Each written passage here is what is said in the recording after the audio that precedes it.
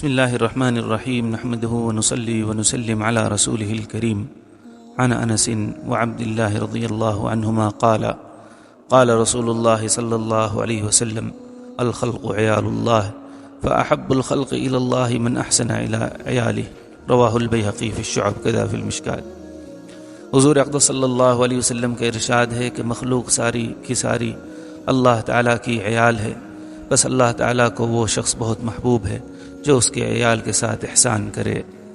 فائدے میں حضرت شیخ نور اللہ مرقدہ لکھتے ہیں، مخلوق کے اندر مسلمان، کافر، انسان، حیوان سب ہی داخل ہیں۔ ہر مخلوق کے ساتھ احسان کا برتاؤ کرنا اسلام کی تعلیم ہے اور اللہ جل شانہ کو محبوب ہے۔ پہلی فصل کے نمبر 10 پر یہ حدیث گزر چکی کہ ایک فاحشہ عورت کی اس پر بخشش ہو گئی کہ اس نے پیاسے کتے کو پانی پلایا۔ دوسری فصل کی نمبر 8 پر یہ حدیث گزری ہے کہ ایک عورت کو اس بنا پر عذاب ہوا کہ اس نے ایک بلی پال رکھی تھی، اس کو کھانے کو نہ دیا۔ جب جانوروں کا یہ حال ہے تو آدمی تو اشرف المخلوقات ہے، اس پر احسان اور اچھے برتاؤ کا کیا کچھ اجر ہوگا۔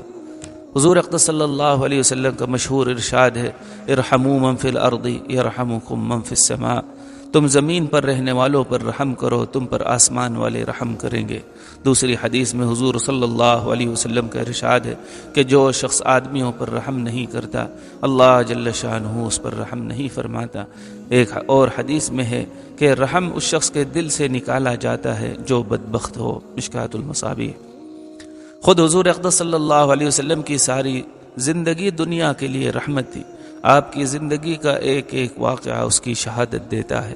امت کے لیے ضروری ہے کہ حضور صلی اللہ علیہ وسلم کی زندگی کے واقعات کی تحقیق کرے اور اس کا اتباع کرے۔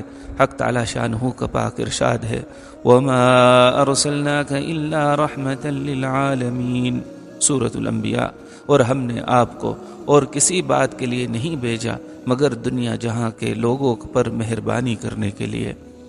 حضرت ابن عباس رضی اللہ عنہما اس آیت شریفہ کی تفسیر میں فرماتے ہیں کہ جو لوگ حضور صلی اللہ علیہ وسلم پر ایمان لے آئے ان کے لیے تو آپ کا وجود دنیا اور آخرت کی رحمت ہے ہی، لیکن جو لوگ ایمان نہیں لائے ان کے لیے بھی آپ کا وجود اس لحاظ سے رحمت ہے کہ وہ پہلی امتوں کی طرح دنیا کے عذاب، مسخ ہو جانے سے، زمین میں ڈس جانے سے اور آسمانوں سے پتھر برسنے سے محفوظ ہو گئے۔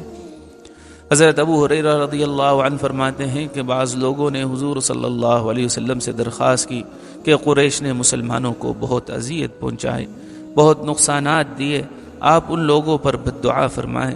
حضور صلی اللہ علیہ وسلم نے فرمایا، میں بد دعائیں دینے کے لیے نہیں بھیجا گیا، میں لوگوں کے لیے رحمت بنا کر بھیجا گیا ہوں۔ اور بھی متعدد روایات میں مضمون وارد ہوا ہے۔ در منصور۔ حضور اقدس صلی اللہ علیہ وسلم کے طائف کے سفر کا جہاں گداز واقعہ حکایات صحابہ کے شروع میں لکھ چکا ہوں کہ ان بد نصیبوں نے کتنی سخت سخت تکلیفیں پہنچائیں کہ حضور اقدس صلی اللہ علیہ وسلم کے بدن مبارک سے خون جاری ہو گیا، اور اس پر جب اس فرشتے نے جو پہاڑوں پر متعین تھا آ کر درخواست کی کہ اگر آپ فرماویں تو دونوں جانب کے پہاڑوں کو ملا دوں جس سے سب بیچ میں کچل جائیں گے، تو حضور صلی اللہ علیہ وسلم نے فرمایا کہ مجھے اللہ کی ذات سے یہ امید ہے کہ اگر یہ لوگ مسلمان نہ بھی ہوں تو ان کی اولاد میں سے کچھ لوگ اللہ کا نام لینے والے پیدا ہو جائیں گے۔ احد کی لڑائی میں جب حضور صلی اللہ علیہ وسلم پر سخت حملہ کیا گیا، حضور صلی اللہ علیہ وسلم کے دندان مبارک شہید ہو گیا، لوگوں نے کفار پر بد دعا کی درخواست کی۔ حضور صلی اللہ علیہ وسلم نے ارشاد فرمایا، یا اللہ میری قوم کو ہدایت فرما کہ یہ لوگ ناواقف ہیں۔ حضرت عمر رضی اللہ عنہ نے عرض کیا، یا رسول اللہ اگر آپ بھی حضرت نوح علیہ السلام کی طرح بد دعا فرما دیتے تو ہم سب کے سب ہلاک ہو جاتے، کہ آپ کو ہر قسم کی تکلیفیں پہنچائی گئی لیکن آپ ہر وقت یہی فرماتے رہے کہ اللہ میری قوم کی مغفرت فرما کہ وہ جانتے نہیں۔ قاضی عیاض رحمہ اللہ فرماتے ہیں کہ ان حالات کو بڑے غور سے دیکھنا چاہیے کہ کس قدر حضور صلی اللہ علیہ وسلم کا حلم اور اخلاق کا اعلیٰ نمونہ اور جود و کرم کی انتہا ہے کہ ان سخت سخت تکلیفوں پر حضور صلی اللہ علیہ وسلم کبھی مغفرت کی کبھی ہدایت کی دعائیں ہی کرتے رہے۔ سبحانک اللہم و بحمدک، اشہد ان لا الہ الا انت، استغفرک و اتوب الیک۔